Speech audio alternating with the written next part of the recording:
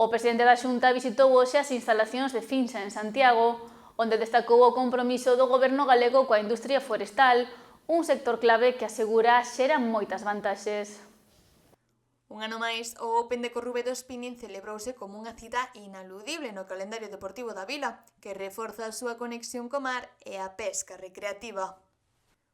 O presidente da Xunta, Alfonso Rueda, visitou hoxe as instalacións de Cinsa en Santiago de Compostela. Alí destacou o compromiso do goberno galego coa industria forestal, un sector estratéxico que, segundo dixo, xera emprego, fixa poboación no rural e axuda a previr os incendios. Representa moitísimas das cousas que nos interesa potenciar en Galicia, dende un cultivo ordenado do monte, con todo o que iso supón, de crear riqueza no medio rural, de fixar poboación, de limpeza do monte en canto a prevención de incendios, digo por empezar por aí, de xerar en moitas economías, en moitas persoas que cultivan o monte un recurso, unha aportación aos recursos económicos, ata despois toda a transformación que se fai aquí,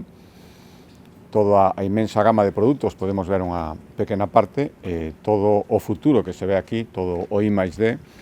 de primeiro nivel.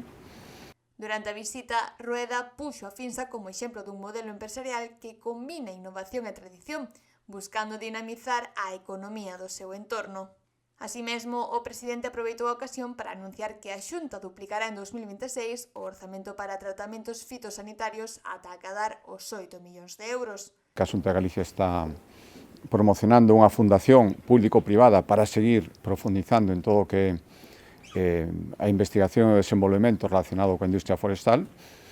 o seu compromiso, a súa implicación en moitos proxectos